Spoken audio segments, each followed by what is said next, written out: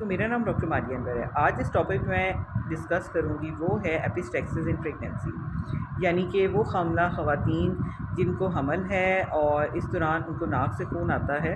تو اس کے بارے میں ہم ڈسکس کریں گے۔ زیادہ تر وہ خواتین جن کا چوتھے مہینے سے لے کے 9ویں مہینے کے درمیان کا عرصہ گزرا ہے، اس دوران اگر ان کو ناک سے خون آتا ہے تو کوئی تشویشناک بات نہیں ہوتی۔ This is very common in pregnancy, اور اس کی سب سے میجر کاز یہ ہوتی ہے کہ جب ان کی باڈی میں ایسٹروجن اور اس کے ساتھ ساتھ پروجسٹرون ہارمون کی مقدار بڑھ جاتی ہے، تو ایسی صورتحال میں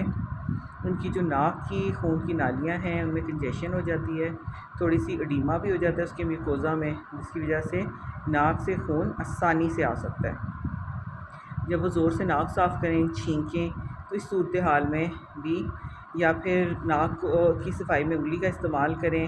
تو اس دوران بھی ان کا جو ہے یہ نازک حصہ جو ہوتا ہے میوکوزا، جس میں خون کی نالیاں جو ہیں ان میں تناؤ آیا ہوتا ہے، تو اس صورتحال میں رگڑ کی وجہ سے ان کو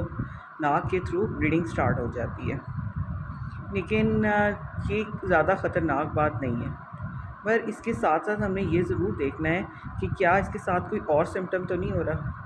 کیا یہ ناک سے خون آنا فوری طور پہ بند ہو جاتا ہے، وقتی طور پہ آتا ہے، 2-4 قطرے گرنے کے بعد ختم ہو جاتا ہے، اور یا پھر یہ کہ اللہ نہ کرے اس کے ساتھ ان کو جسم پہ سوجیں پڑ رہی ہیں، بلڈ پریشر ہائی ہو رہا ہے، یا مسلسل ناک سے خون آئی جا رہا ہے اور بند نہیں ہو رہا۔ اگر ان کیس یہ فزیولوجیکل چینج آف پریگنینسی کی وجہ سے جو کہ نارمل ہے،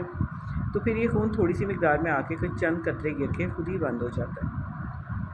لیکن اگر اس کے ساتھ ساتھ بلڈ پریشر ہائی ہو، جسم میں سوجیں پڑی ہوں اور جسم پہ دھبے پڑ رہے ہوں، یا بلیڈنگ نہ رکے، تو ایسی صورتحال میں ڈاکٹر سے ضرور معائنہ کرائیں۔ آپ اپنی گائناکالوجسٹ کے پاس جائیں، ہو سکتا ہے وہ ENT کے ڈاکٹر کو اندر انوالو کریں، یا میڈیکل اسپیشلسٹ کو انوالو کریں، اور اس کے اکارڈنگلی آپ کا ٹریٹمنٹ آگے چلائیں۔ اگر یہ فزیولوجیکل چینج کی وجہ سے ناک سے بلیڈنگ ہو رہی ہے، تو اس میں آپ نے کچھ نہیں کرنا۔ جیسے ہی آپ کو ناک سے بلیڈنگ ہو، آپ نے اسٹریٹ ہو کے بیٹھ جانا ہے، ٹھیک ہے۔ اس کے علاوہ آپ نے تھوڑا سا ناک پہ دباؤ رکھنا ہے تاکہ جہاں سے بلیڈنگ ہو رہی ہے وہ رک جائے۔ اس کے علاوہ سر پہ ہلکا پھلکا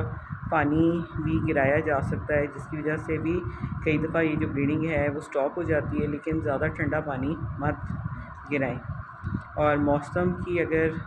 زیادہ تبدیلیاں آ رہی ہیں تو اس صورتحال میں سر پہ پانی گرانا مناسب نہیں ہوگا۔ صرف اسٹریٹ ہو کے بیٹھ جائیں تاکہ جو خون ہے واپس سانس کی نالی میں نہ جائے، یا تھوڑا سا آگے کی طرف جھکاؤ کر لیں، اور اس کے ساتھ ساتھ آپ ناک کو دبا کے رکھیں۔ اپنی اس چیز کو بھی کنسیڈر رکھیں کہ وٹامن سی کی ڈیفیشنسی کی وجہ سے بھی بلیڈنگ کے چانسز بڑھ جاتے ہیں، تو اپنی ڈاکٹر سے ڈسکس کریں تاکہ وہ آپ کی وٹامن سی، آپ کی جو آپ کے ڈیلی ملٹی وائٹامنس ہیں اس میں ایڈ آن کریں۔ اس کے ساتھ ساتھ وہ خواتین جن کو اس کے ساتھ بلڈ پریشر کا ایشو ہے، یا کوئی کلاٹنگ ڈسٹربنس ان میں ہو گئی ہے،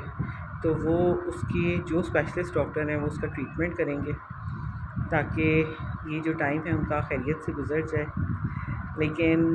80 to 85% یہ نارمل چینج ان پریگنینسی کی وجہ سے ہو رہا ہوتا ہے۔